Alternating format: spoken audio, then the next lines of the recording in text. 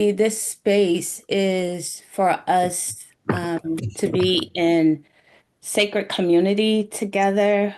A lot of us have a lot of mixed feelings, mixed emotions, and not just around the election, just around life and living, period. So I don't want to give it more power than it needs to have in the moment, because then you forget about the power that you have within and the power that we have as a collective. Okay. And so that's the reason why I wanted to have this healing circle, was to bring us into a sacred space and a sense of community.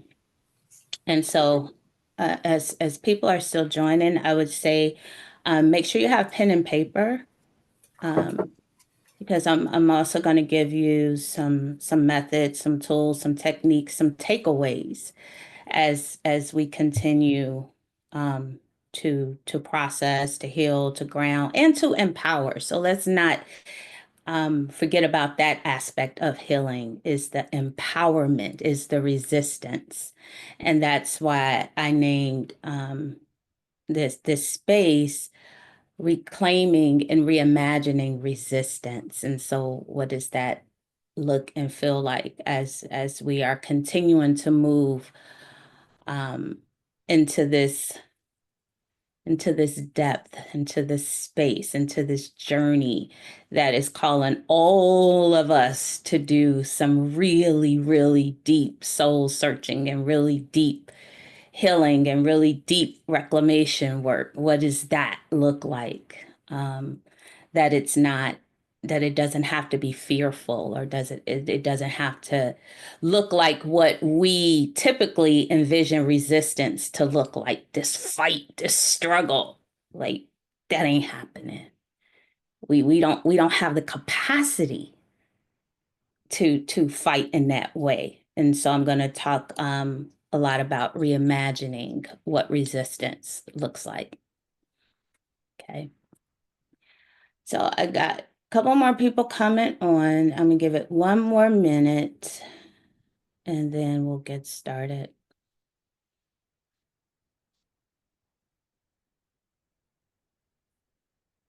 How was your weekend? What weekend, and Dee? Listen, child. I work all weekend. So my weekend was great because I graded a lot of posts and I started grading papers. So that was good, because when I could do that stuff on the weekend and I don't have to push so hard during the week. So yeah, I worked all weekend. I worked all weekend. Yeah, which is crazy that's my life now. But I did go see Robert Glasper last weekend. Ooh, okay. Oh gosh. So let's go ahead and get started, and I'll keep checking the chat for people to join. And so first of all, thank you, thank you, thank you for being in this sacred space. Please make no mistake, this is a sacred space, and it meant that you answered a calling to be in community. And so just taking that first step to open up your heart, to be vulnerable, and to share um, some of your feelings, some of the emotionality, some of the trauma in community is big. It's huge. And so I thank you for just showing up for yourselves and for showing up for me, because anytime that I get the opportunity to lead circles or to be in a place of ordained, so to speak, to do this healing work, I'm always in this incredible place of gratitude. So thank you for showing up for that reason as well. And so I know many of you from different areas or different facets of my life. And if it's people on here who don't know me personally, I am Dr. Kimberly J. Davis. I am a scholar. I am an author. I am a healing practitioner. I am a teacher now, an adjunct teacher, and the founder of the Journey to Wholeness Center and just recently formed nonprofit Journey Healing Institute. And so I'm really excited about the work that the Journey Healing Institute is planning to do and to roll out in community. I'm happy that I have a few of the board members in this space. This is officially one of our first programming events. And so, just to tell you a little bit about the Journey Healing Institute, we are a healing collective and we are founded on the principles of healing justice. And so, what healing justice is, it is a community led response to interrupt and transform the personal and collective effects of trauma as it is experienced by Black women and women of color in particular. And our mission is to provide spiritualized research, technologies, programs, educational opportunities that assist in healing our mental, emotional, spiritual, environmental states of well being. And so, again, I'm excited to be in this space and to roll out our first program with the Institute. And so, just to share with you a little bit about the flow and what my intentions are for this circle. And kind of how it came into being. One of our board members a couple of weeks ago um, said, people are hurting, and they need tools and we need resources, and I need to figure out how to keep moving, how to keep going in a way that I don't feel this constant state of fear and worry. And so I sat with it and I'm like, yeah, like this is what we formed the Institute to do, to be in community and to create spaces like this. And so that's how it was kind of birthed, like literally 2 weeks ago. Right. No, last week. I think it was last week, birthed last week. And so, my intention with this circle is to begin building again this sense of community of resistance. Okay. Community of resistance.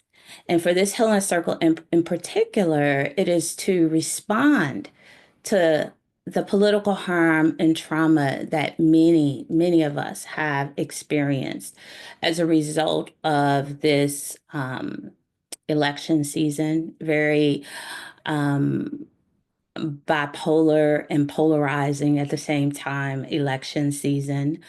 In addition to the ongoing shock and awe, and I'm getting this from my mom because I am totally checked out of media, but the ongoing shock and awe of the incoming administration, and just the communal harm that it is causing.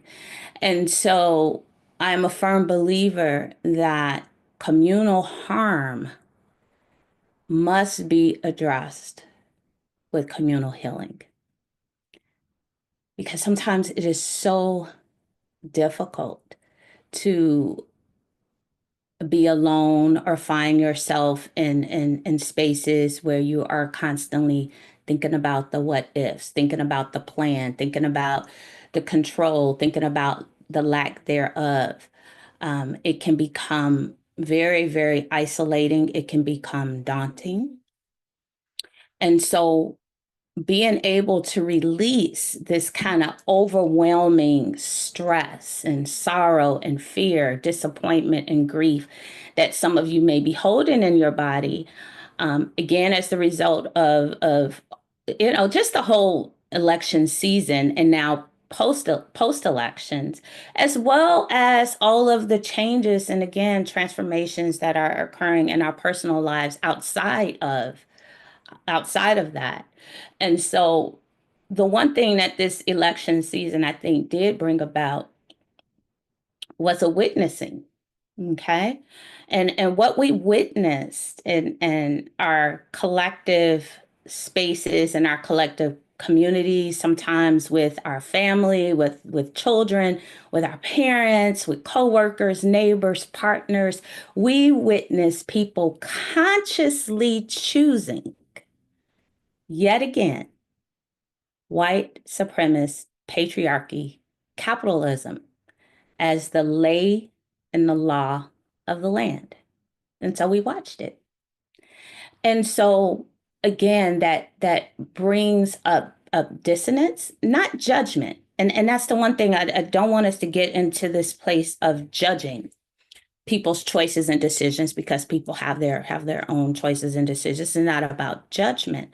This is just about the dissonant energy that the dissonant and distracting energy, the polarizing energy that this time period has created within ourselves, in our bodies, in our families, the fracturing, the severance in our communities, the mistrust. Um, I haven't been to yoga class, right? I haven't been to yoga class in a week because I have like this mistrust because I'm just like, I wonder did they vote for Trump, you know? And so we all like have this like suspicion. And so it's all about these polarizing thoughts and ideas and these suspicions and the fears and the none of it is serving us, especially if we are trying to create spaces where we can come together in community and continue to heal and to resist. It cannot be done in isolation. It just can't. And so that's another reason or another intention I have of bringing us together and starting to reconcile with some of the fragmentation that this season has caused because it's intentional. The distractions, the fragmentation, the severance, the fighting between families and coworkers, and it is all very intentional. And so, how do we not lean into that, which should be unnatural, but it has some kind of way been kind of our way of being and living. And so, how do we interrupt it? How do we disrupt it? And so, we'll talk about um, some of those things because the one thing that I want us to keep in mind when we talk about the how is that settled bodies. And what I mean by settled bodies are bodies that are grounded, rooted, that are discerning, that are clear. Like settled bodies are empowered bodies. You are empowered. And when you are empowered, you don't live in fear. You don't live in worry. You don't allow, inadvertently allow your power and your energy to be siphoned off, which is what's happening. Like all of our energy, our is being siphoned off, even in the space of again, fear, worry, the they, what they can, and so all of these conversations, it creates dissonance within our bodies. And so settled bodies are empowered bodies. Again, when we can ground, when we are well rested, when we are resourced, when we are connected to nature, both our inner natures and our outer natures. Again, it is unnatural for us to be this separate and this segregated and this individualistic frame of being. And so when we can come back into what is natural for us, okay, what is natural for community. And so when we can get back there, we can be more creative. Okay, creating new solutions. We can be more clear. We can be more in unison and alignment with nature. We can create spaces where fear, worry, and fatigue doesn't rule our state of being. And all of those things inhibit our ability to resist, to be quite honest. So when we are in that place of fear, worry, our bodies don't feel well, our mental health is not well, we're scattered, we're fragmented. All of those things allow the body and the mind and the spirit to be a host for what is continuing to happen. Um, and so we want to talk about that as well. And so settling your body means getting into your body, right? And so very rarely, and some of us do. Some of us have embodied practices where every day we are sitting with our bodies. But again, when we're in this place of incessant discomfort, distractions and anger and mistrust, it's really, really hard to get into our bodies because we don't want to feel those things. We want to either suppress them or avoid them.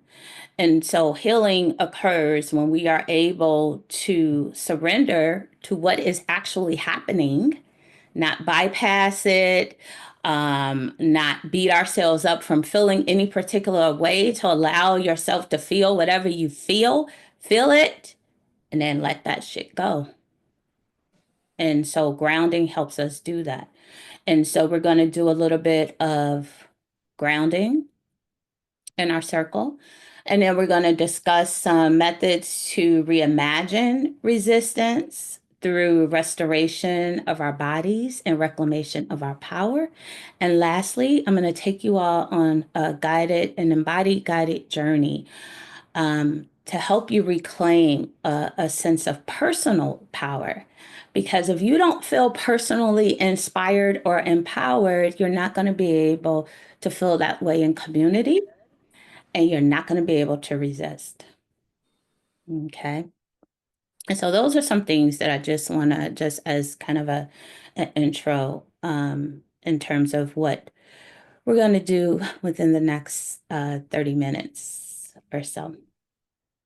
And so with that said, I want to start us on a brief grounding and reflection. And it's also an invitation to bring your voices into the space so I can stop listening to mine. And so we're going to do this grounding. Well, we're going to do a brief grounding, and then we'll do a more formalized grounding to help you release some of the things that are coming up for you. And so I'm going to invite you just for a few seconds to close your eyes and just allow your body to settle. Just taking a moment to find your breath.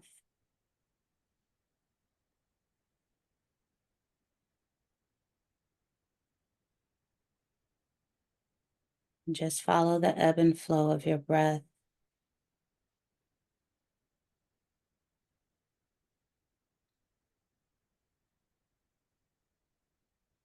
Then take a deep belly breath in. Hold it in your heart and softly exhale it out.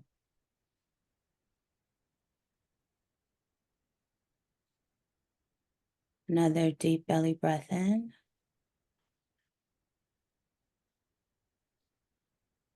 Hold it in your heart. Softly exhaling it out.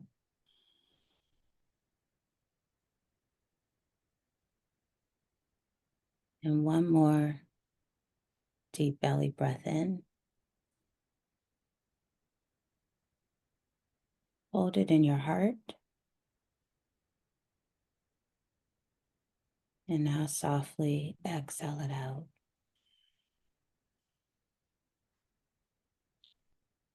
Now just take inventory of what is happening with you in this moment. And I'm going to ask you a few questions, and you could just jot down the answers or just place them in your memory. The first one is, how do you feel in this moment?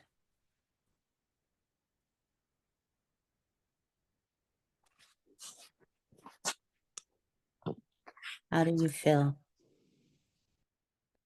And don't think about it. And just give it maybe no more than 2 to 3 words. Not even a whole dissertation, because then we'll allow thought to get in there. But just how do you feel in 1 or 2 words?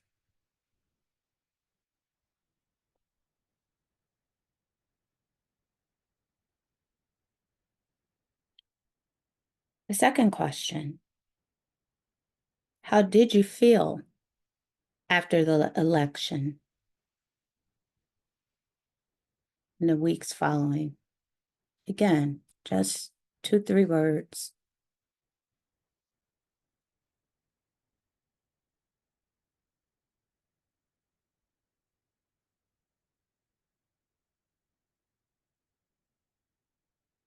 And then notice, is there a difference between how you feel in this moment and what you were feeling after the election?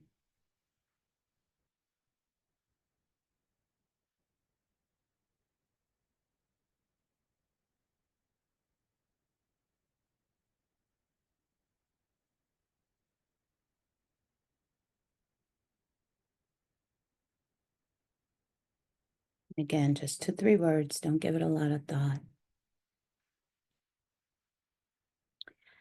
And so what I would like to do now is invite your voices into the space. And so I'll give an example. I'll start with myself, and then I'll call on another person to go, and you can just state your name and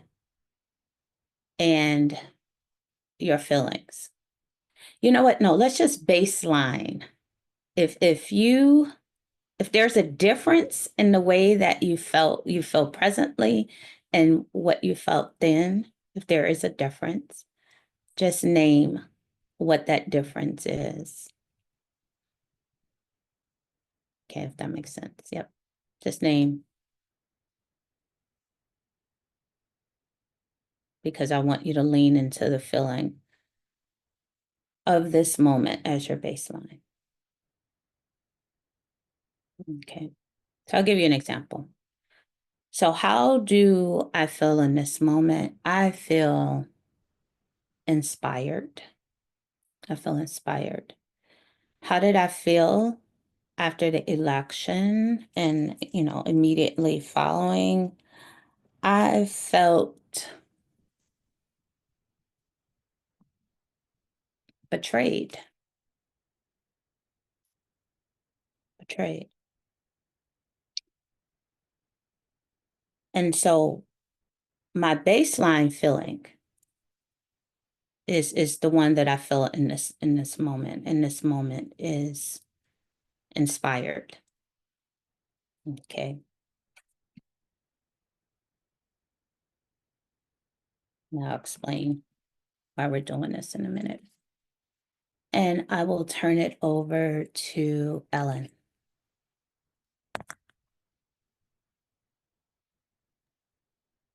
I I was feeling and I was like, now I feel hopeless, fearful, powerless, probably something with myself, but also with the collective. It's like coexisting, both of them inside of me. Mm. And after the election, I felt really very similar to this. So I probably still holding this feeling. Mm-hmm. And I feel it's important to say that I'm not a citizen here, so I'm an immigrant. So I don't have the power to vote, and I just have been here in this country for 5 years now. So I don't feel like I'm entitled to talk too much about politics here. But what I feel is that I'm really worried for like women, transgender. I'm worried with the project 2025 that I just read. So everything of this made me feel really worried, like a retrocess. And I just feel really insecure as immigrant and as woman here in this country. And especially I am in an area that it's very, sorry, am I sharing too much, Kimberly? No, that's fine. That's fine. Okay. Just to share, I came to Florida and I thought, oh, I think Florida there is a lot of Latinos like me, so it's more like open and then I will feel like more like in my house, but in the USA. And then I just discovered that I was really naive and I discovered that Florida is very conservative and all the politics here. And I was like, oh my God. So now I start to understand how is the United States and it's really, really scary sometimes. Yes. Yeah, I think that's All all. right. Thank you. Thank you. Thank you. And thank you for naming. Thank you for naming that. And now you can popcorn over to someone, just pick anybody. How about Dominic?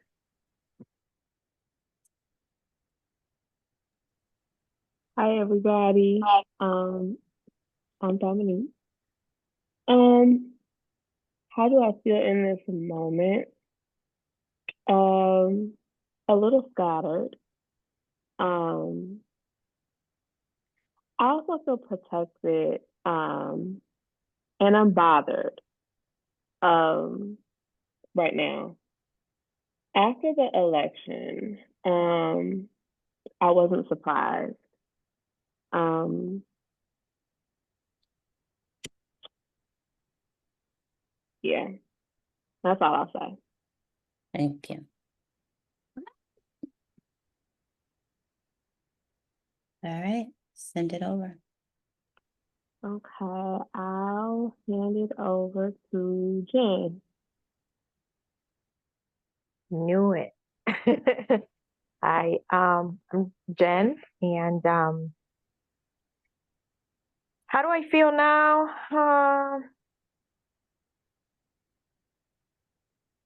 Come on. I guess I would say confused. Yes, that was the word I picked. Confused. Um, but ready. Because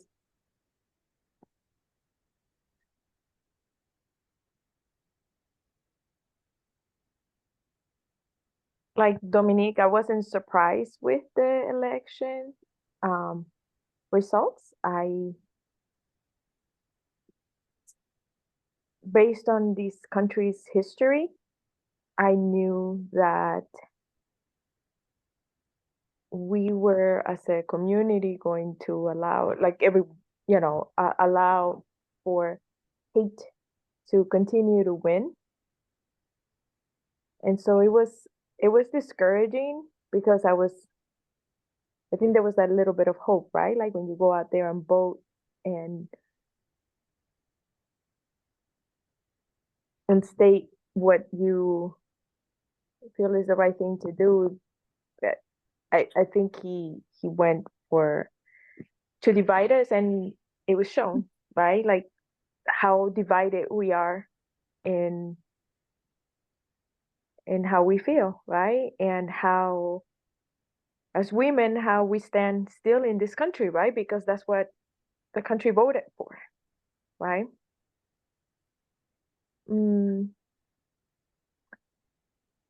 that said, I'm not scared. I I think that we still have an opportunity to unite those of us who still believe in our rights, and to be able to fight for to continue to fight for our rights. We did it once, we can do it again. Come on, Louis. He can't take away what we don't let him take away, right? So that's how I feel right now.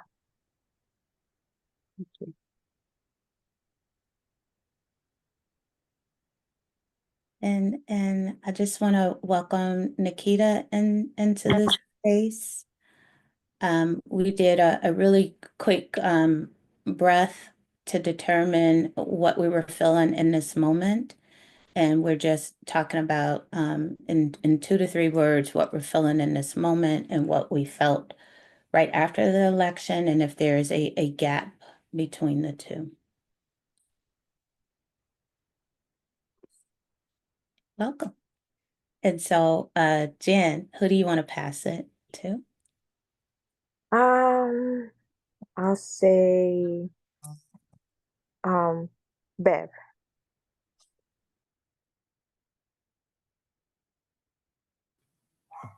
Hi, good morning, everybody. Excuse me, my dog is barking. Goodbye.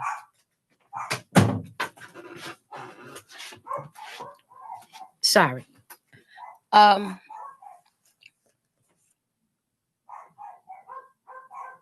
Right now, I feel a little disjointed in trying to put this together in my head, how it happened, why it happened.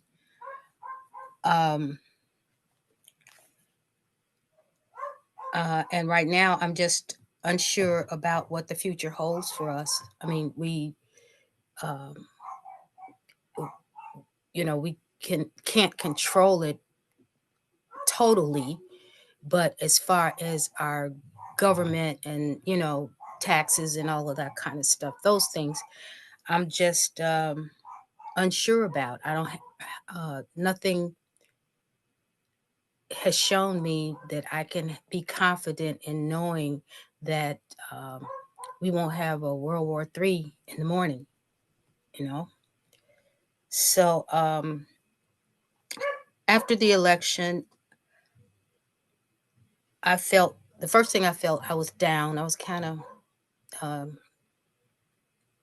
depressed.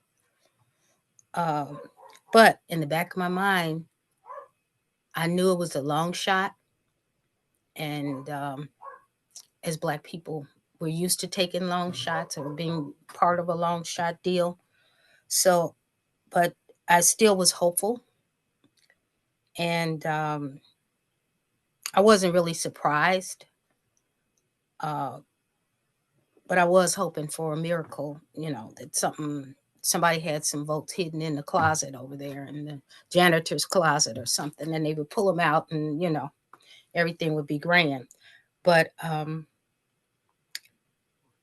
in the end, I guess my baseline would be that I'm still hopeful, and I'm still going to stand on my beliefs and what I feel, no matter what happens within the government.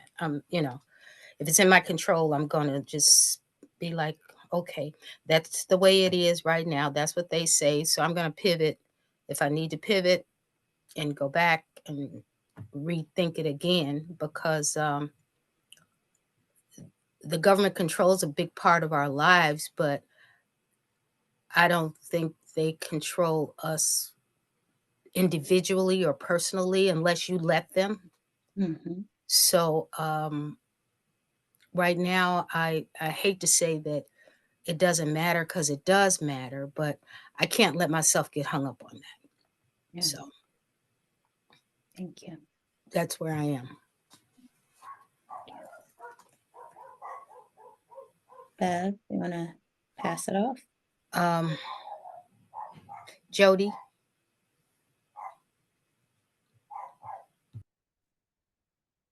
Thanks, Bev. How am I feeling in this moment? Concerned. I don't know how to keep the space.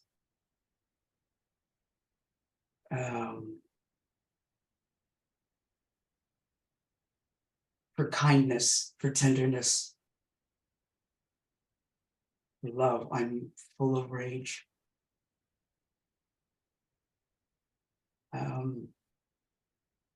How did I feel right after the election? And this is kind of where I still am. Betrayed. Mostly betrayed by those of us whose job it was to protect us.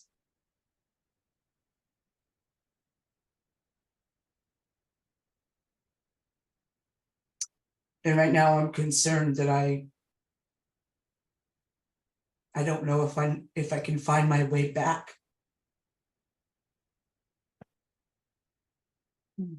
to teaching to transform with kindness, because I'm not feeling particularly fucking kind-minded right now. Mm-hmm.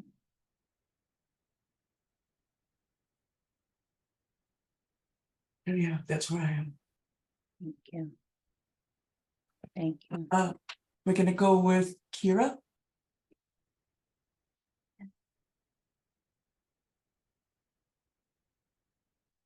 Kara?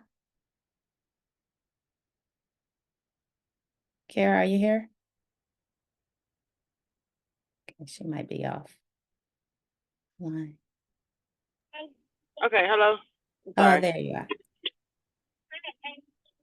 I'm sorry, I have my kids in the background, so if you hear them, that's them. Oh, no problem. I would say the moment how I felt at the election, I wasn't surprised. And at the moment I felt like, I guess, angry too. Also angry to like a lot of people within our community, including some family members. It's even hard like now to like even have a relationship with certain people because you now know what their moral standpoints is. I know it was a debate talking about how we shouldn't let politics ruin relationships, and to me, it's more than politics. It also speaks about moral characters, who you are as a person, what you represent. And at the initial feeling, I felt betrayed by a lot of people who you are supposed to feel like they're supposed to be protecting you, and people who I feel like we're supposed to be a collective community, and I feel like they let us down. Sorry. Yeah. But if I say how I feel now, I feel robbed, portrayed. Okay.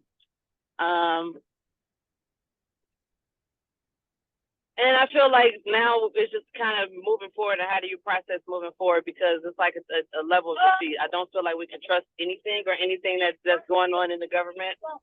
I feel like it's all a lot of corruption, but there's nothing but corruption now. There's nothing but corruption going on. And I feel like it's just going to get worse.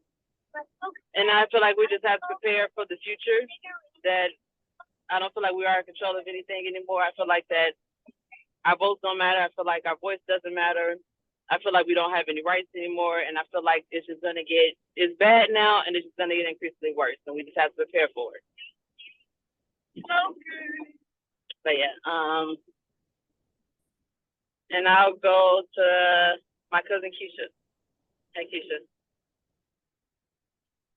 Hey, good morning, everyone. I just want to first begin and say how much compassion that I have for so many of you who are visibly upset. Please know that I do feel a lot of compassion. My feelings about when it occurred was, I have to echo Dominique and Jen. I wasn't surprised, but I had also prepared myself months in advance from the moment that she threw her hat in.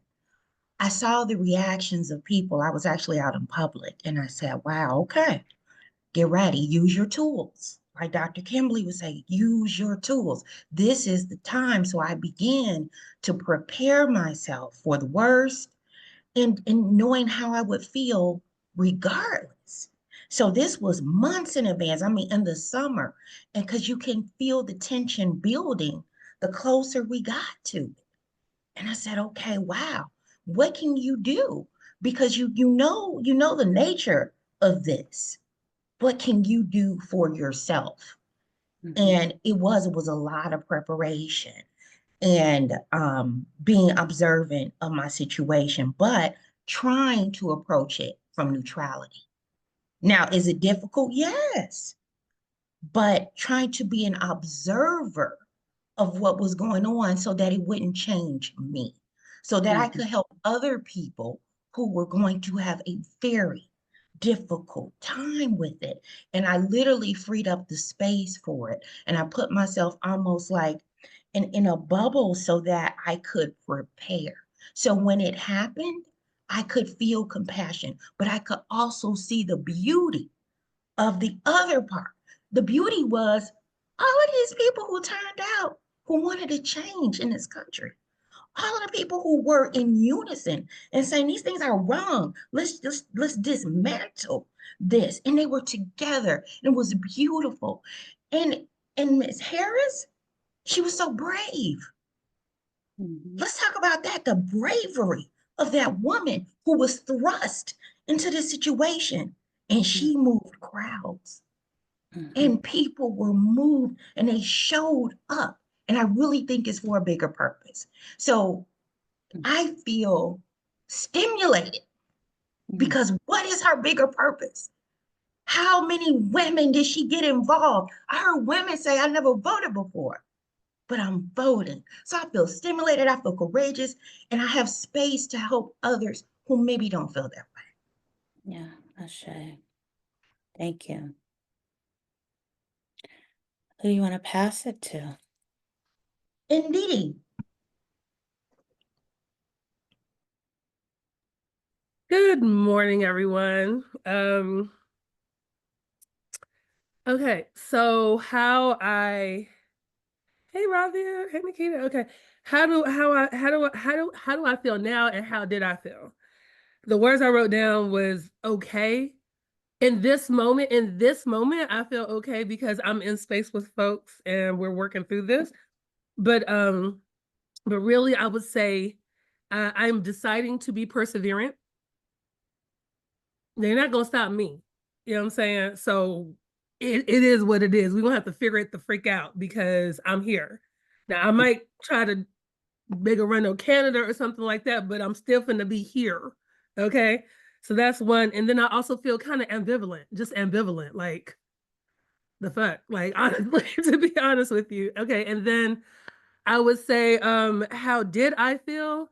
I felt distraught. I put distraught, frustrated, and worried. But it's really a phrase, I think, because I don't even want to say offended or betrayed. It's kind of like the phrase is, "Oh, that's how you feel. That's how you really feel." Okay. Okay. That's how I felt. Um, yeah, that's it. I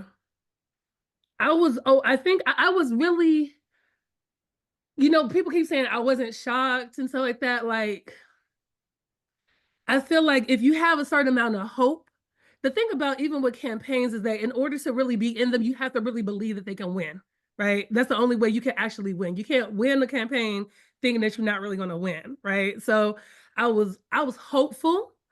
Um, we've already done 4 years of this already. We've done it. We've literally done it. I really was hopeful and believed that there was a possibility that we would just not have to do another 4 years, and here we are. But I do know that I worked on Chuy Garcia's campaign for mayor, and one of our colleagues is now state rep, and they just had a fundraiser yesterday. And the thing about Chewy, we put so much hope in it, and so many people who were on that campaign were formerly on Governor Quinn's campaign that lost. And so some of those people really needed that win. They really believed in Chewy, and we really needed that win. And it did not happen, right? And then some of those people, we all went to Bernie after that. We worked on Bernie's campaign, right?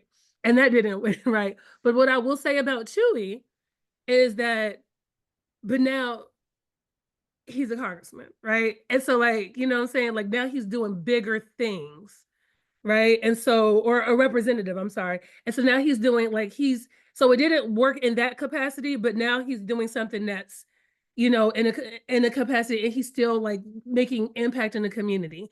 And even with Bernie, and even though Bernie didn't win, what he was able to do was take that whole movement and put it into supporting other progressive candidates, right? He made himself a platform that helped. And now there's been a lot of progressive candidates or elected officials now.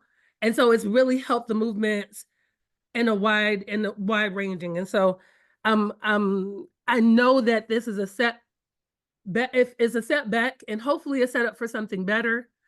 But we're just going to have to really tighten up to prepare for whatever is going to come. And that's just what it is. I'm gonna pass it to Nikita. Hi, can everyone hear me? Yes. Right? So sorry, I'm walking my mom's call, doing a couple of other things, but so glad to be in this space. And how do I feel? Well, disappointed, originally very hopeful, especially thinking about Shirley Chisholm and all that she did. And hearing my friend's mom tell us that at the time that Shirley Chisholm ran for president, she was ashamed and said, you know, how dare she think that she could be president? And so we experienced this with Hillary Clinton. And then to come in this space, when I heard that there was like a white man for Kamala, I was like, oh wait, this could really happen. And I did begin to believe. The other side of that is I work for the federal government. And when I had a meeting a couple of weeks before the election, and we were planning some things out, some of it included diversity, equity, inclusion, and accessibility. And in that, when we began to talk about like specific diversity initiatives, then it became very real, because in the previous presidency of 45, shortly after George Floyd died, there was we started doing like some talks around diversity, equity, and inclusion. And in that, then an executive order came down and it said basically cease and desist. We hear you've been talking about these things. And so that is when it became real, like, oh no, Trump could really win because racism. And so today, I want to be clear, I do not wish this on anyone, but a part of me thinks anything could happen. Like, just like I could die today, he could too. So that's one thing. But the other side of it is, I was a little bit hopeful when we were waiting to hear about the results of the House of Representatives. And even though basically we have a Republican slate from top to bottom, because the margin is so close, that does give me hope that some things will not get a pass, specifically because if there's just a few, like 10 people that are on the Republican side that don't agree with whatever the issue is, it could get stuck in the House of Representatives. That gives me hope. But also thinking about midterms, and overall disappointed that, I mean, I knew the United States was racist, but, you know, to your own detriment, that's what gets me, is like literally 4 rural white North Americans voted for things that are to their detriment. And I don't even it's hard for me to grasp why you would do that. And I mean, I have family members that voted for 45 too, which again, most of my family is Black, and I'm disappointed in them.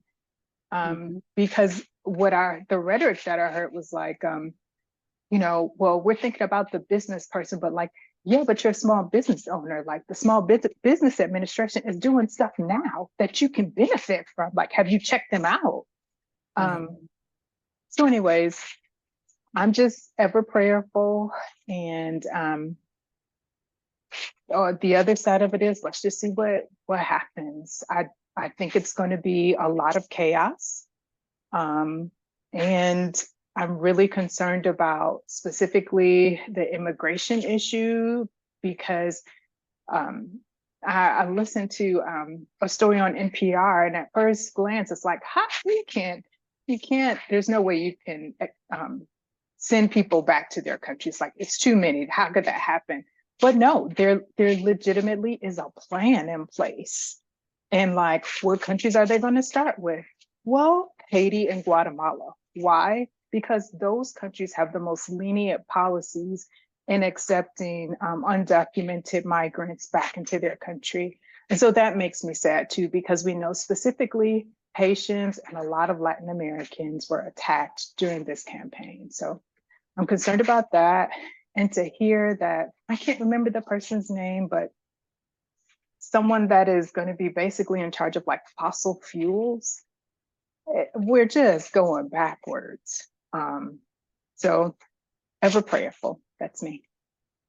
Yes. Thank you for naming all of that. Who has not gone? Elaine, my mom. Ma. Okay, here I am. Okay.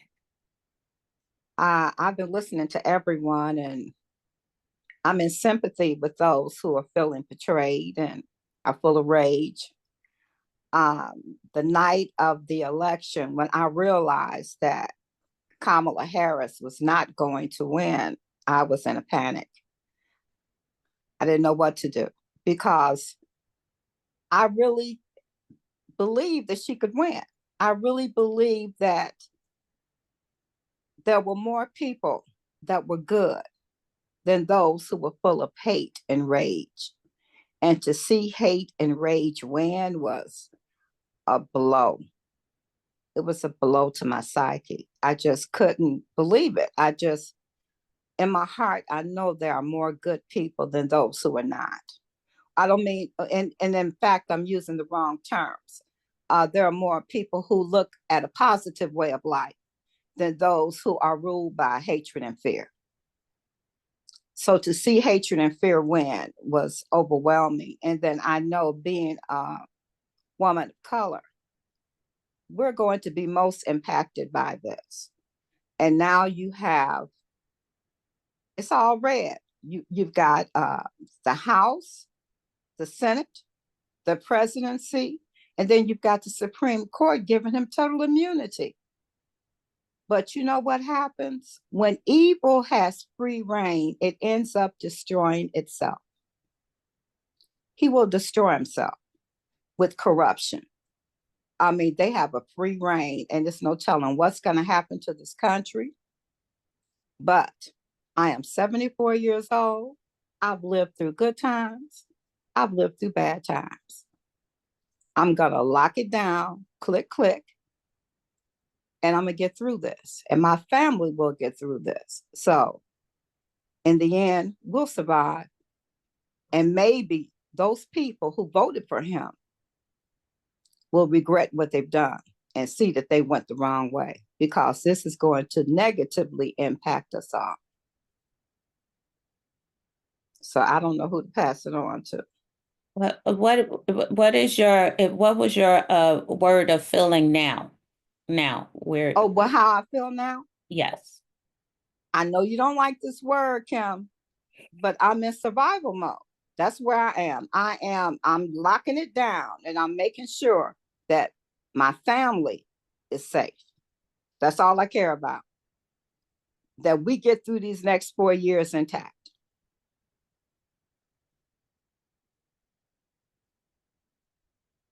Thank you. And Radia.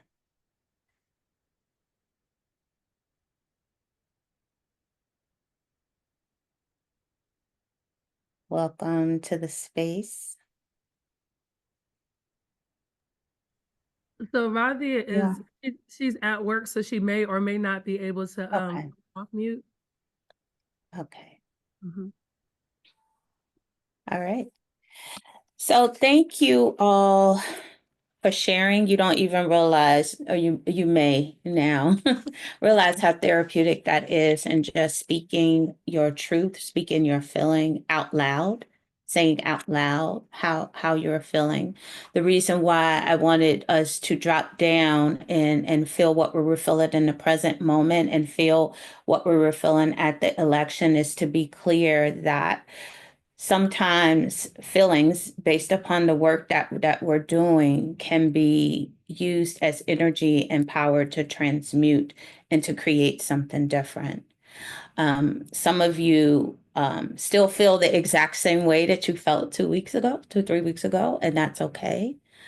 I think it's more important that we are in a space where we feel safe enough to communicate and to express those feelings, because that in and of itself begins to shift and to move that energy to get it out, that block stuck energy that's in our throat. A lot of us, I'm feeling the collective, and I'm feeling our throat chakras being blocked, and us not having enough spaces or safe spaces to be able to truly communicate how we're feeling, and having a space where people will listen and receive it. So thank you for sharing. And so what I want to do now is give us the opportunity to take the things that we named and be able to ground those and to be able to use that as fuel, because what a lot of people named was survival, getting through the next 4 years, chaos, and all of these things. And I want people to fundamentally understand that these are the things that empower us to resist. Okay. These are the things within chaos, creation comes. As we are rooted and grounded into our truths, because everything is not all love and light, and it won't be for a while. And it's not about that. It's like, how do we begin to work to create that within ourselves, to release the rage, the anger, the resentment, because those are the things that this society, culture, administration will feed off of. And so we can't feed the monster. And so how do we resource ourselves in order to be active participants in this resistance? And that is why I said I felt inspired, because I have been doing the work to take all of that energy and put it into healing, into creating. And we'll talk about a lot of things that you can begin to tactically do in order to use all of what you are feeling and to transmute that into power for resistance. So for now, I want to do a little bit a deeper grounding. And so we did a very, very, very brief grounding, but now I want you to intentionally take the things that you name, particularly in the now, because that's the only thing that's real right now, is how you're feeling now, not how you felt then, not what you think is going to happen, but what you're feeling right now in this moment. We're going to take those energies, we're going to take those feelings, and we're going to ground them. We're going to pull them into Mother Earth and set the intention that she will transform that energy and bring it back up. Okay, and so that is what we're going to do over the next couple of minutes. So I invite you, if you want to join me in this grounding, you can turn your cameras off. Sometimes people don't want to meditate or ground with your cameras on, so it's totally up to you. And so we're just going to spend a few minutes again with ourselves. I invite you to close your eyes, find your breath, and allow your breath to begin to settle your body, releasing any tension, any dissonance, any noise, observing, being a radical observer of your breath.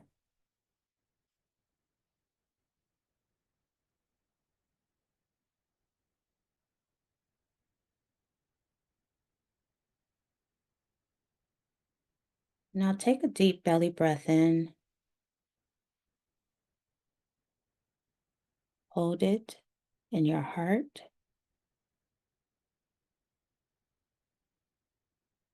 and then softly exhale it out.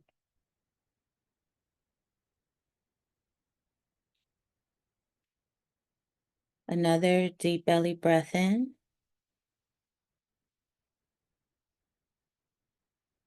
hold it in your heart,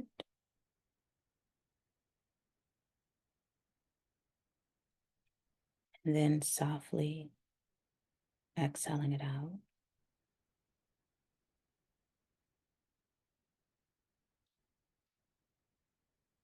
And one more deep belly breath in, hold it in your heart, and then softly exhaling it out.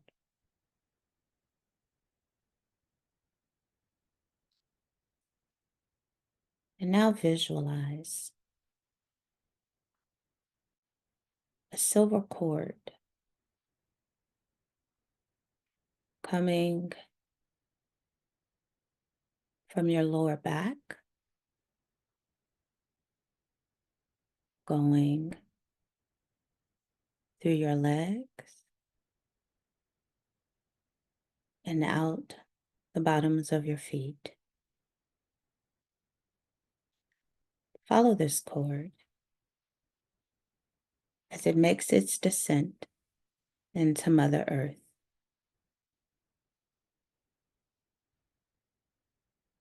This cord will travel through dirt, rocks, soil, water, continuing to whatever you can envision the core of Mother Earth as being.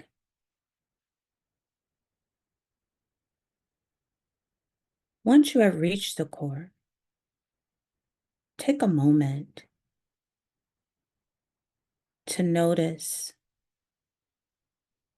what you are feeling, sensing, or seeing. Notice any colors that you are perhaps being drawn to.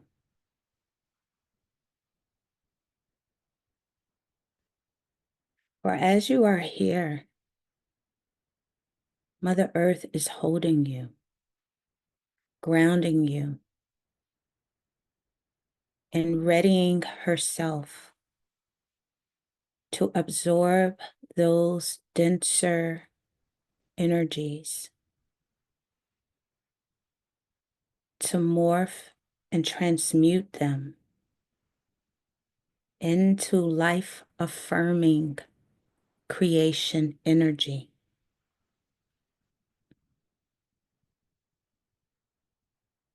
Using this cord,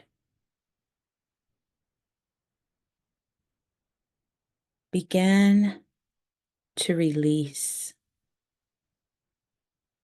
any feeling, thought, emotion, experience, person, situation that causes fear, doubt, discomfort, pain, anger, and resentment to flow through this cord into Mother Earth.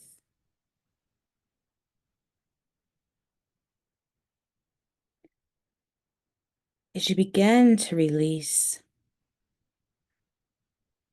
consciously say to yourself, I release fear. I release anxiety. I release doubt. I release betrayal. I release resentment. I release shame. I release anger. I release hopelessness. Continuing with your own personal affirmations of release.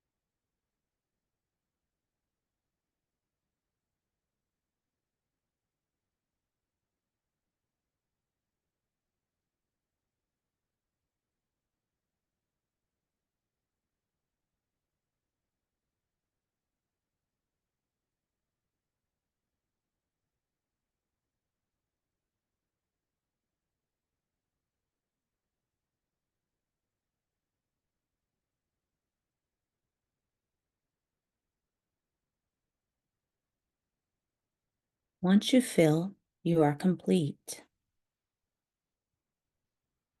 find yourself in a place of gratitude, thanking Mother Earth for receiving and transmuting these energies. And find yourself in a place of gratitude for having the courage to release energies that are causing you pain and harm.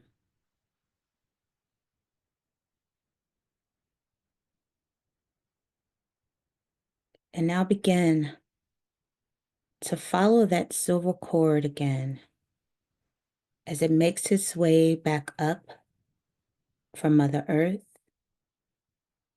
and back up through the bottoms of your feet, your legs, and stopping at your heart center. Begin to say to yourself, I am love. I am free. I am whole. I am one with all there is. I am sacred. I am divine. I am life. Continuing to travel upwards to your crown, the top of your head, which connects you to your divinity, your higher self, the heavens, your ancestors, your guides, and simply say, I am.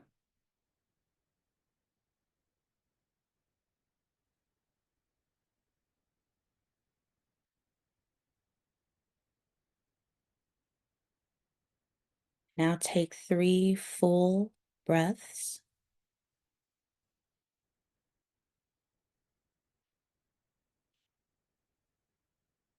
As you begin to make your way back into this space your body in this moment.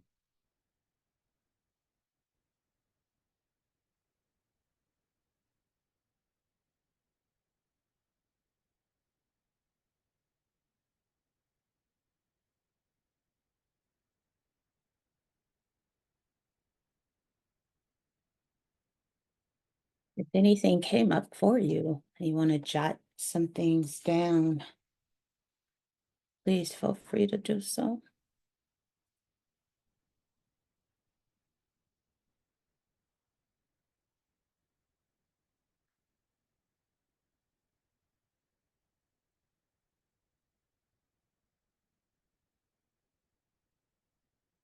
And I'll start by talking about, now that we're in a more open space, start talking about reimagining resistance.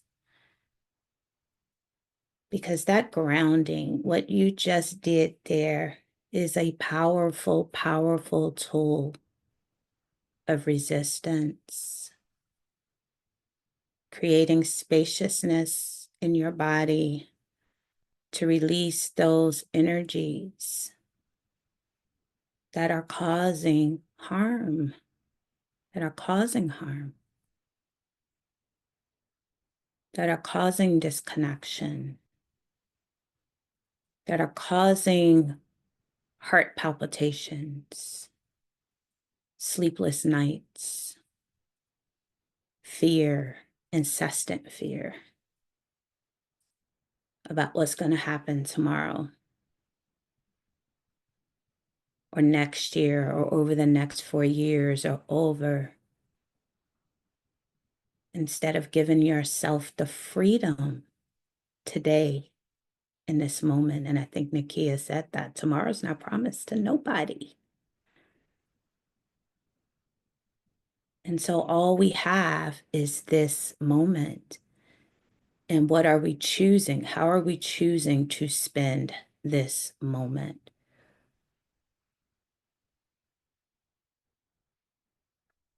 What are we choosing?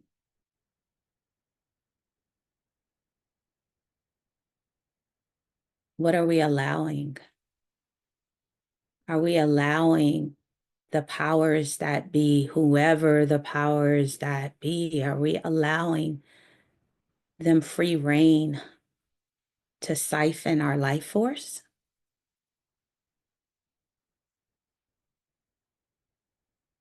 They don't deserve that.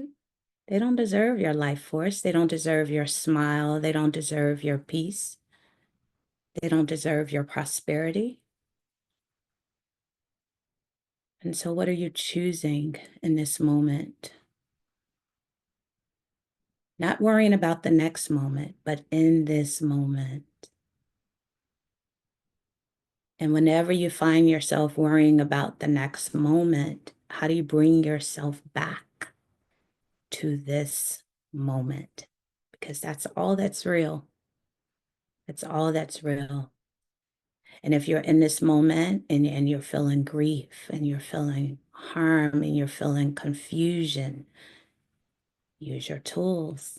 What did my cousin say? The tools. Use your tools. And this is one of a very, very powerful tool to ground, to release. So you can free yourself. You have the power. The power is within. It is not in our government. It's not in the military. It's not in the politics. It's not in your families. It is within you. It is within you. And the more that we learn how to nurture, cultivate, find, ground, heal, resist, this is what I mean by reimagining resistance. And so when I said initially, when you hear the word resistance, you're thinking, this fight and this power over and this, but resistance can be very powerful and peaceful. It can be powerful in clearing, in clarity, in discernment. This is a battle that is of us and beyond us. And it is through our ability to be radically in tune with our bodies that we can connect all the dots necessary to propel us forward. That's when your tribe is no longer just the people in your immediate circle. We'll talk about that. But it's two things I want you to really take away from reimagining resistance. Number one is restoration. It is restoring our overconsumed, fatigued, anxious, depressed, fearful bodies. Because when we're in that space and place, we become a host for the powers that feed off that energy. We feed the monster when we are not fed.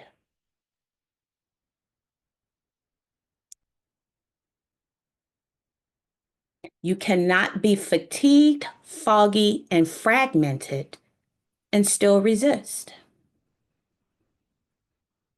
That is the one thing that many of our social justice movements are learning, because they begin to implode on themselves, because you have to be mentally, physically, emotionally, and spiritually resourced to resist, to fight.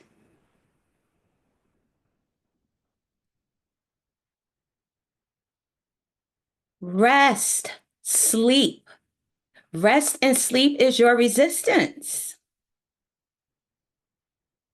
Because we're in a society that says that is not of value. We just need you to produce and to worry and to fear and to consume and to consume and to consume.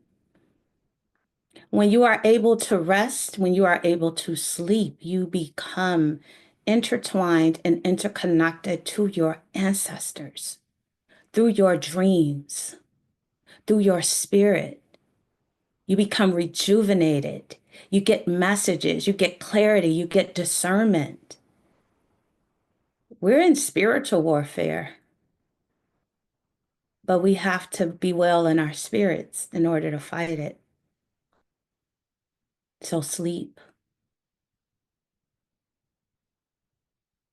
Breathe. When we're angry, when we're fearful, when we're worried, the body constricts. It gets small. It gets really, really small, and you can't breathe. The air becomes thick around you. When you're super emotional, you can't breathe. We're not breathing. And when you can't breathe, you can't live. You can't move. You can't think. You're cut off your own oxygen supply. And so we have to be intentional about breathing. Doing practices like yoga and breath work and going out in nature and intentionally finding our breath in the midst of these storms, of the chaos. Moving our bodies. We have to move those energies, those dense energies. We're human. We're going to feel it. Everything that you all named in terms of your feelings is valid. We are not in a day and a way we can't keep suppressing it. And so how do we feel everything that we're feeling and then move it out of our bodies? So again, it doesn't destroy us. So it doesn't implode on us. We cannot resist without healthy bodies and minds and spirits. Communing with nature. Nature will remind you of who you are because you are integral to her. You are a part of her. She ain't afraid of orange white men. She's not afraid. And you would say like nature should be because man has destroyed her, but she comes back even stronger. She don't need us. We need her. And so let's act like it. Let's revere her. Let's protect her.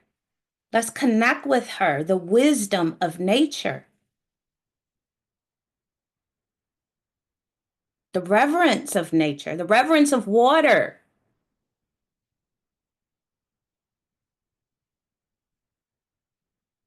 And then restoring our overconsumed, fatigued, anxious, depressed, fearful bodies. We have to create healthy boundaries, y'all. You do not have to watch the train wreck. You don't.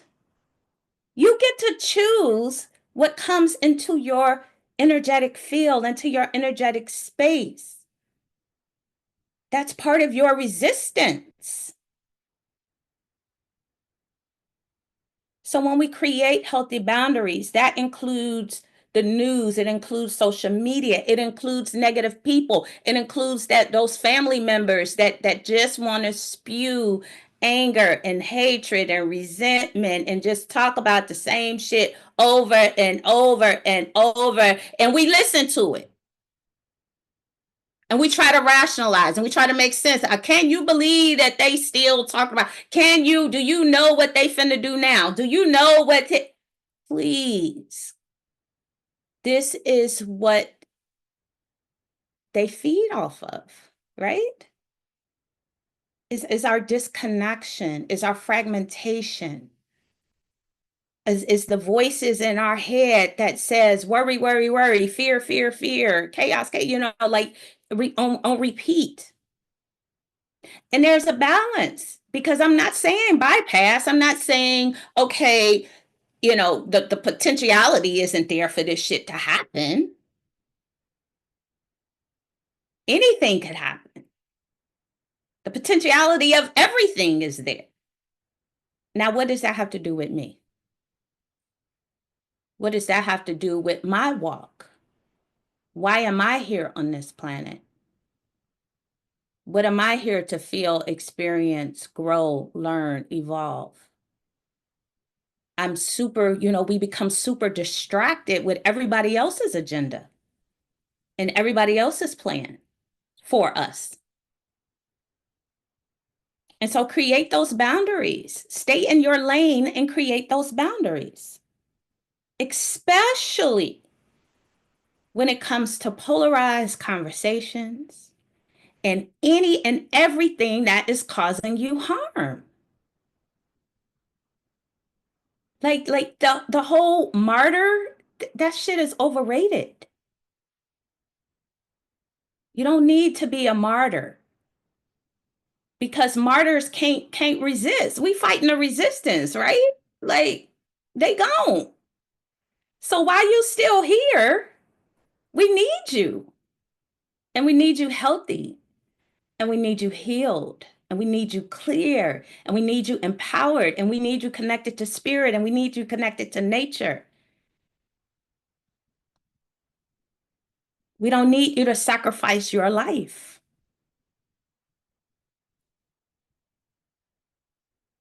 So no, my ancestors, we say, oh, our ancestors died for our right to vote. No, they died for our right to be free.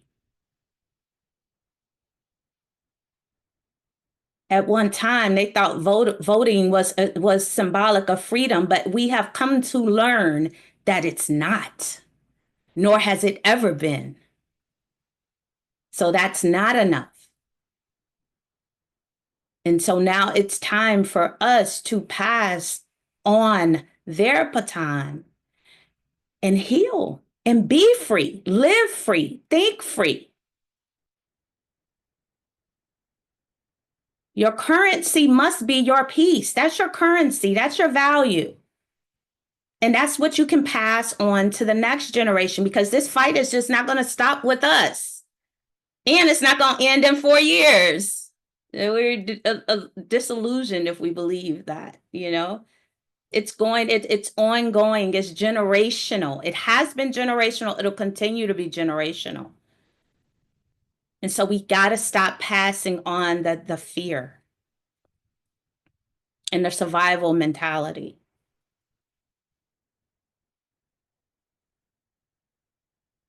So the first thing, as I said, restore our overconsumed bodies, and those things are how we restore the overconsumed bodies. The second one, and a couple of people spoke to this, power. We have to reclaim our individual and our collective power.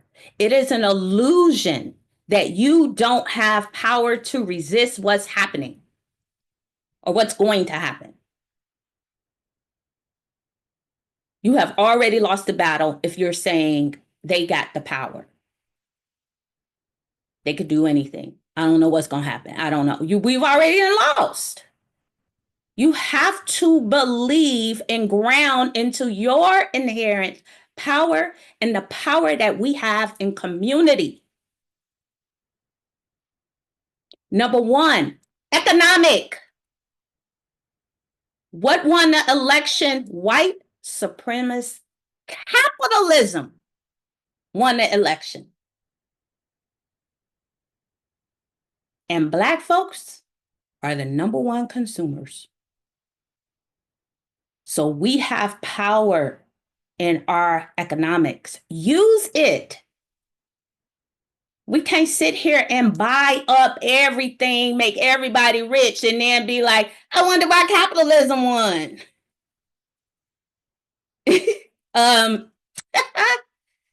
Because we're so busy, we're so distracted, we so in our emotions, and we so we buy.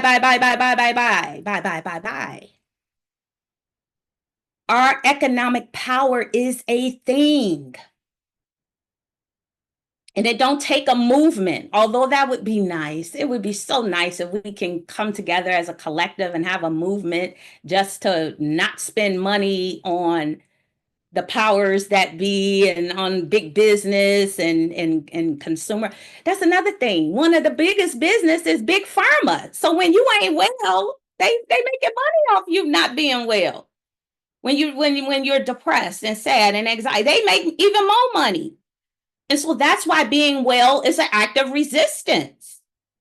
Because now you're not popping the pills. You don't have to go see the doctors. You see what I'm saying? Like it's cyclical. And we all have a role to play in it.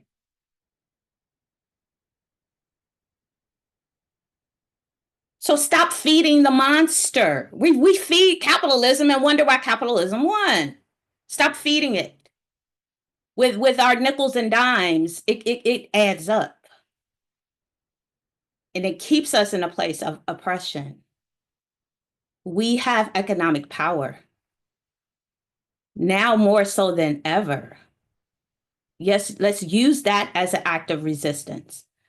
So reclaiming our individual, and it starts with you. It starts with one person. Making different decisions and choices with the way that you spend your money. The second one, as I mentioned, cannot mention enough, health and wellness. Your health is your currency. So to fight a spiritual battle or warfare for the next 4 years and beyond, we got to have healthy bodies, because healthy bodies don't overconsume. Healthy bodies don't overspend. Healthy bodies are clear. Healthy bodies don't need all that shit to feel good, to feel better. When you feel good, you are discerning, you are clear, you are alert, you are creative. It is going to require creative minds, bodies, and spirits to resist, to create new solutions, to think about what they ain't thought about already, to use our magic. They using magic against y'all, and we ain't even using the magic that's ours. Come on, y'all. Because we can't access it.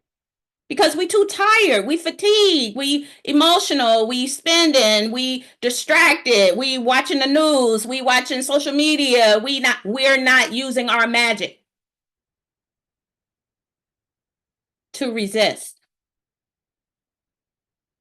And you cannot find your magic if you are not healthy, if you are not sleeping. As I said in the beginning, our dreams are magic. Our dreams are discerning. They speak to us. They tell us the way to go. Think about Harriet Tubman. She used spirit power and magic to resist, to discern how to help her people. That's the type that's what we all have within us. So we have to find that power. And that comes from tuning inwards, which is mission critical. You have to have a practice of connection, of divine connecting, whoever your divine people are. Your ancestors, your spirit guides, your master teachers, your master healers. You have to be in constant relationship with the forces that are beyond us, because they are. Those trying to rule and control you, they are. And so now it is time for us to connect to that which is of us and use our magic. Use our power, our spirit power. Find your purpose. Too many of us are still walking around aimlessly trying to figure this shit out. There's a reason you are here. There is a path, there is a journey, there is a medicine that you are to bring to the world. Find it. Then you don't have to worry about somebody having power over you or controlling your body or controlling anything, because you will be crystal clear that you are in alignment on this journey and that there is forces bigger than Donald Trump and them, that they don't run shit when it concerns you and your path and your journey, and being crystal clear on that. But the only way you could be crystal clear on that is if you get in alignment with your purpose.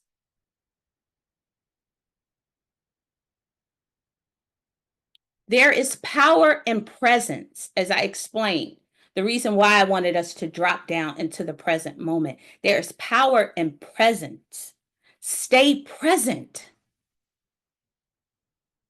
Don't borrow tomorrow. Don't worry about tomorrow. Don't fear tomorrow. You might not even be here tomorrow, but you are here now. So ground into this present moment, and then ground into the next present moment, and then ground. So staying radically connected to your power in this moment. And again, I talked about connecting to nature and getting comfortable with being uncomfortable. When folks get comfortable, they stop. I'm good. I got my car. I got my little house. I got my little job.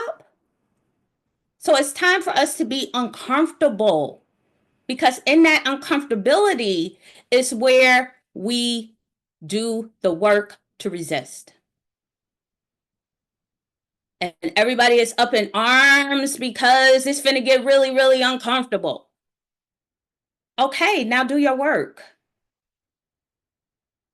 Do your work. What is that? Get used to being uncomfortable so you can move and shift and create and leave if you have to, do whatever you have to do, and know that you have the power to do it. The moment that you believe that somebody has power over you, they do.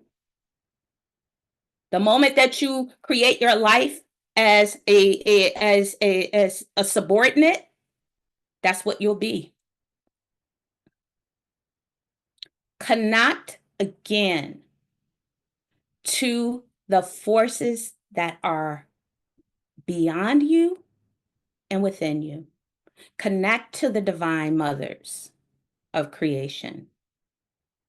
Learn about your origin stories so you can, I think someone said it, like this is so much bigger than what we're seeing being played out in the media, so much bigger. So connect to what that bigger thing is that is happening. You can do that. That bigger shift, that bigger transformation, that universal change. This is our job. This is our work. And lastly, find and build community. We cannot do this. You cannot do this in isolation. Because in isolation, you replay narratives, you find yourself distracted. So when you find your people and build your communities, you will see what you need to see in terms of your path, in terms of your journey, in terms of what you can do to resist, what you can do to contribute. And it just becomes this snowballing effect where you don't have the spaciousness to even focus on. And when I say community, when I tell y'all that it is so many little small grassroots communities out here doing the damn thing, you're talking about food justice. You're talking about reproductive justice. You're talking about healing justice. Talking about reparations.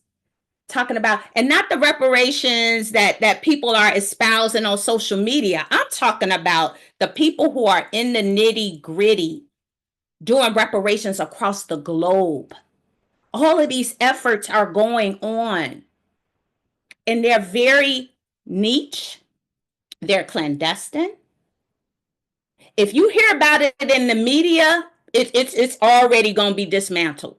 You know what I'm saying? Like if you hear it, so these are spaces that are doing the work. Get involved. They need you.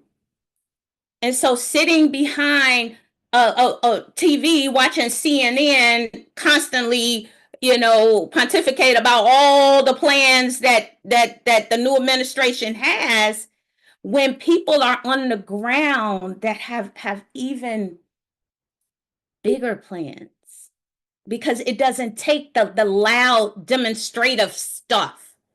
It takes what we're doing right now. This is what it takes. The building of these small niche communities that are doing the work, that are grounding, that are making a difference. And so please don't let the media allow you to believe something other than what's really happening. Literally, I went to a workshop last week called Decolonizing the Pelvis, where there were 14 Black women moving their pelvis and dancing and grounding and doing the work to free themselves, to free their bodies, to empower their bodies. And if you don't know that shit, it's not on the news. It's not, and so these are spaces that no matter who's in office, they're not controlling these spaces. So either you create these spaces and community with yourselves, or you find them so they can nourish you. Again, these are acts of resistance that empower us. I cannot explain how empowered I felt after leaving that.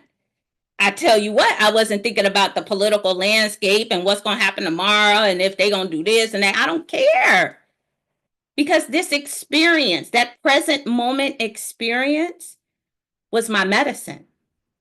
And so you all are going to have to find your medicine outside of the Western medical complex, outside of, again, big business. And how do you do that? You find your communities, you find your people. And it probably won't be your family. You're not going to be able to take everybody with you. I'm just saying. especially people who don't want to go. Harriet Tubman had to leave some people behind because they didn't want to go. You can't fight people for their own healing. I'm just keeping it real. You can't fight people who are resistant to change, resistant to heal. Leave their asses. I'm sorry. Because we got work to do. We have work to do. That's what resistance looks like. Resistance looks like healed bodies, inspired bodies, clear bodies, bodies that are disconnected from the matrix. And again, it's not bypassing, but it is time for us to create our own schools. It looks very different. We need to create our own schools. We need to create our own healing centers. We need to establish then you don't have to worry about policies and what big business is doing and what government is doing, because you're creating it and you're doing it under the radar screen. You're doing it in community. You know what I'm saying? Like you're still doing it. You're in relationship with your passion, your purpose, your mission, which is so much bigger than patriarchy and capitalism and consumerism and who won the election. So that's our work. That's our work. Oh, and community, the last thing I have, a community of healing practitioners, of counselors, of therapists, to help you get through, so you just don't have to sit here in your anger and in your rage and in your, they're there. They're there. We're here. We're here. And this work has to continue. It has to continue. And so I feel like this, sometimes it does take trauma and pain and chaos in order to move us out of our comfortability to do what we have needed to do for the longest. And that is heal and empower from within and to bear it forth in community and without. And that's it. That's all I have, because I know I've gone way over, which I did not intend to. And so in conclusion, I'm going to leave you, in fact, I'll put it in the chat. I have just this 5 steps of wellness practice that you can integrate daily, like doing like these daily check-ins with yourself, because I can say all of that and you all feel inspired and empowered in this moment. And then you go back to your life and be like, okay, now what? Now what? And so I'm going to put in the chat this really quick chart of 5 steps to wellness. I'm going to, and I think you all already have our website. I'm going to encourage you to continue to follow us, as Journey Healing Institute will be putting together more programming on healing, on resistance, as this is what we need, and this is the work in the season that we're coming into. And so as I post this, I'll open it up for any final thoughts or questions.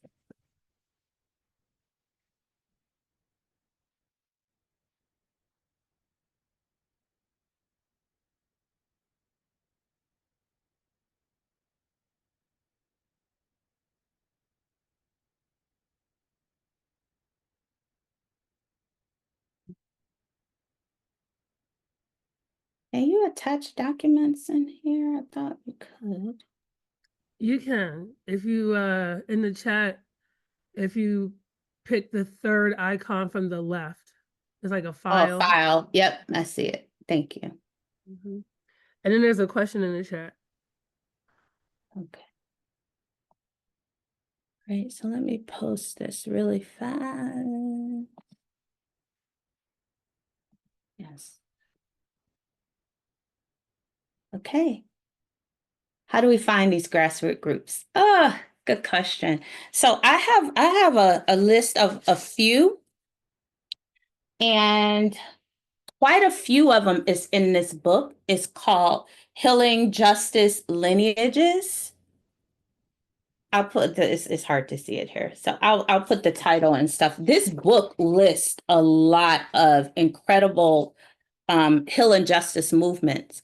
And that's what it's about right now. Like a shift from um social justice where we are not centering our own health and wellness to healing justice, and the organizations that really focus on um, moving away from the medical industrial complex. And how do we do that with healed bodies?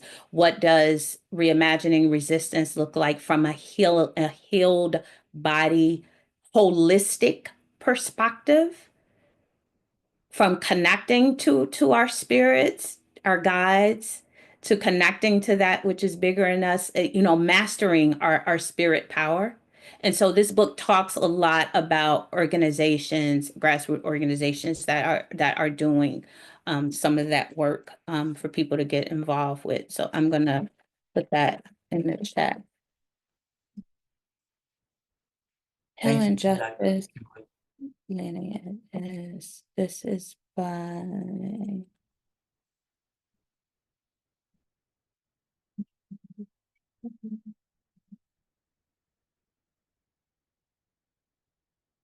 excellent. This is an excellent book.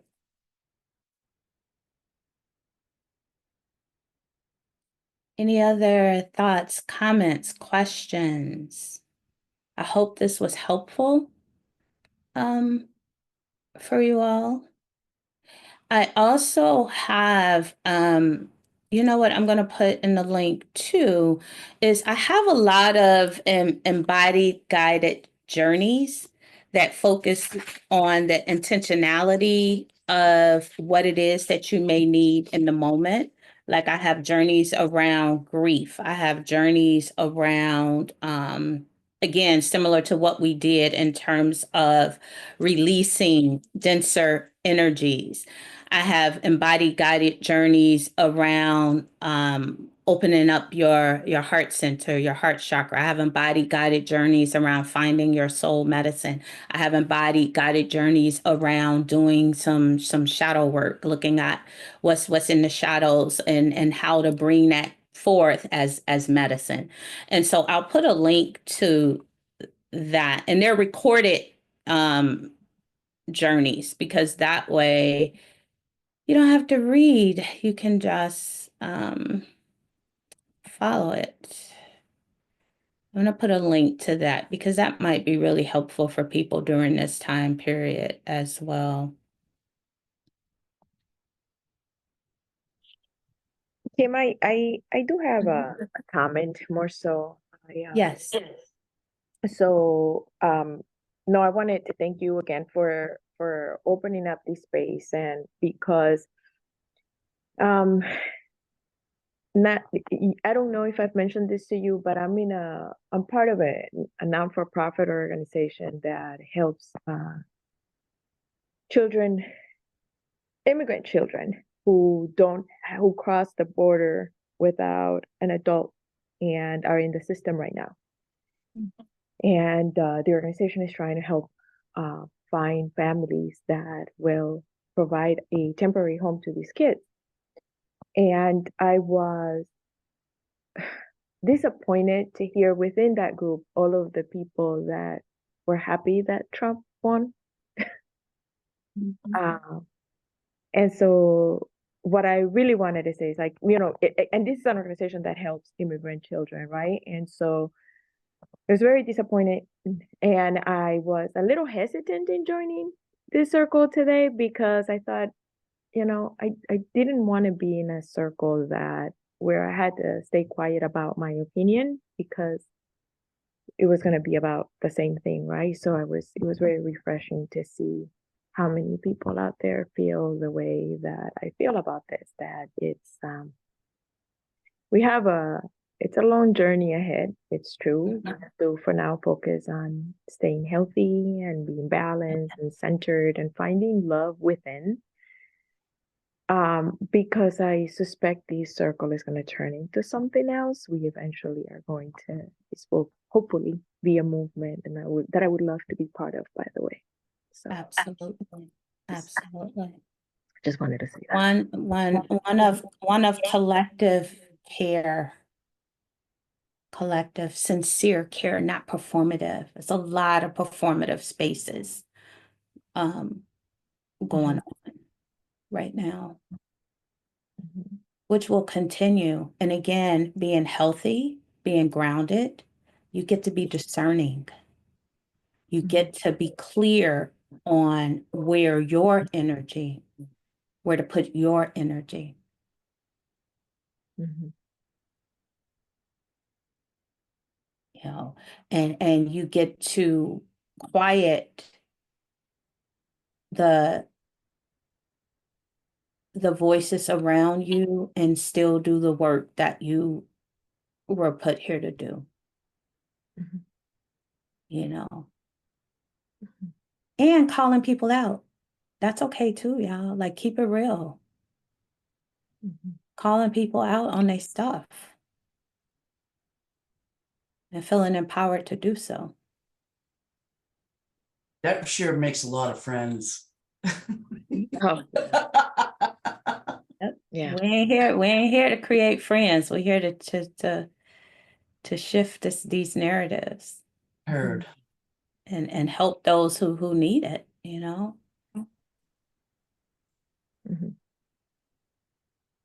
And to create our own safe, sacred spaces or join those that have been created.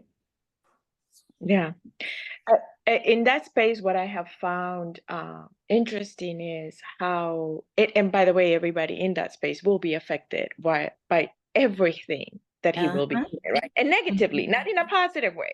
Right. And I hear them, I go, why do you think you're exempt from it? Like, please explain it to me, because I know I'm not exempt, right?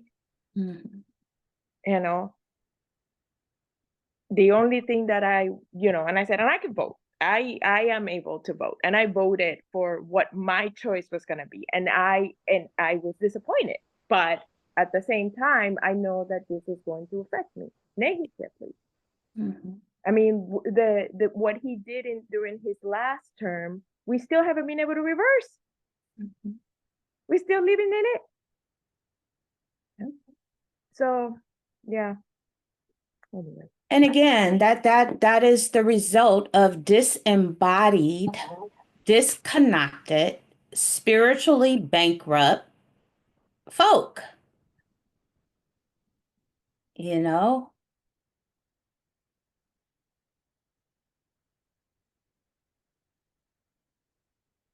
Yeah. Again, people who are invested in capitalism, people who are invested and then don't have shit. You know what I'm saying? Like, I think somebody brought that up. Like, how do you vote? You know, it's insanity, it's bipolarity. And what it has shown is that the vast majority of people are feeling and thinking that way. And so that is too why this resistance, reimagining resistance is so mission critical.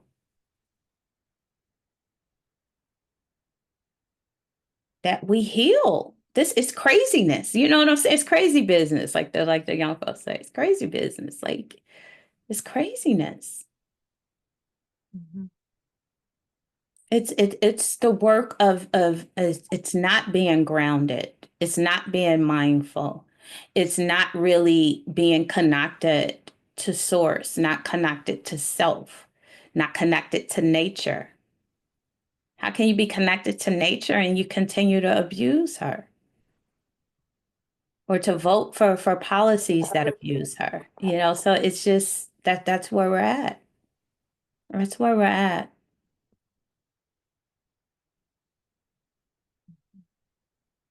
It's hard sometimes to let people drink the Kool-Aid that you know is going to poison them. But you're right, I can't, you know, and this is, I guess, where,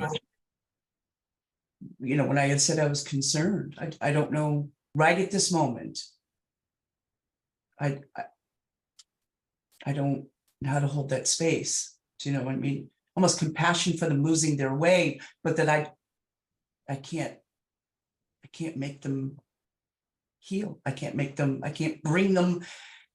I can bring them to water, or I can't make them drink the real clarity, And here's the thing, I'm trying to find that shit out myself. I just know that That's the part.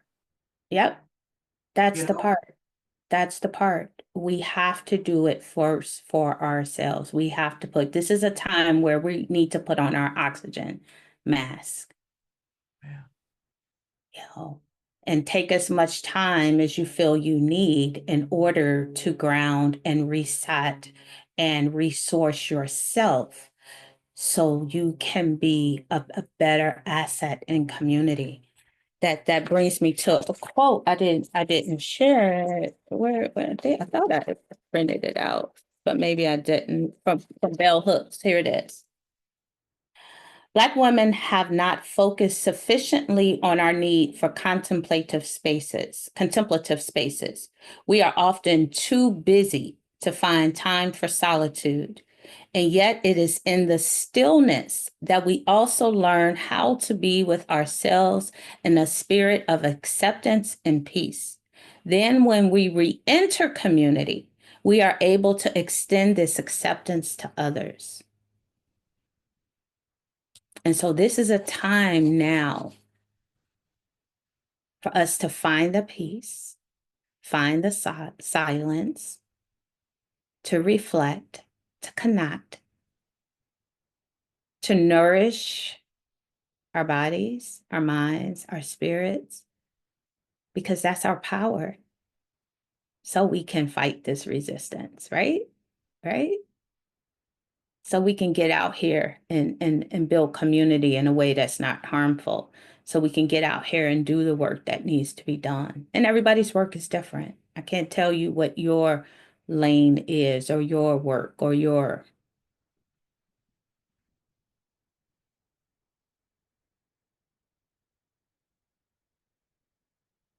And Dee Dee, was there another example or was it the two? Yeah, I'm not going to do the other one because it's just too long.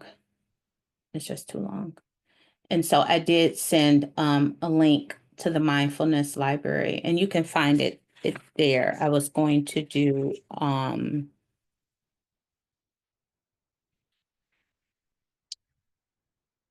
personal power, finding your personal power. And some of you may have that meditation already or that journey already, but finding your personal power. All right. Any other last minute thoughts or questions? I thank you all for staying much longer than what I expected. I thought we could get it done in an hour, but it was a lot to unpack. And I'm just happy that we were able to have the spaciousness to do that. And finding these spaces, like this is this has to be our new normal, right? Is finding spaces to heal, to ground, to process, to resource, to nourish, and to keep moving forward from a place of empowerment, not fear, not worry, not anxiety, not like those things are going to be to our detriment. Please believe. And so anything that you can do to start moving those denser energies, we can't fight this battle will not be fought or won with those energies. And so how do we transmute them to create the energy and the spirit power that we need to truly resist without being a martyr, without being in the grave, right? Without having a whole bunch of health issues that we have to spend a whole lot of time, money, and resource to try to get well, because now you're focused on all your health issues. So you can't resist, and you can't be a part of the resistance if you're not well. We need all hands on deck, right? We need all hands on deck to fight this battle.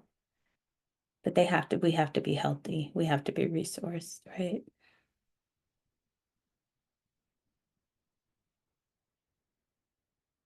Yes. Oh, thank you, Ellen. Inspired. Yes, yes. I am too. Inspired. And I hope that all of us become inspired. Inspired in means, for me, inspired means in spirit, right? In spirit. That's the goal. That's the goal. That's the goal. We have to remember who we are. And who we are is bigger than who they think they are. Okay. All right. I love you all. Thank you. Thank you. Please email me if you have any thoughts.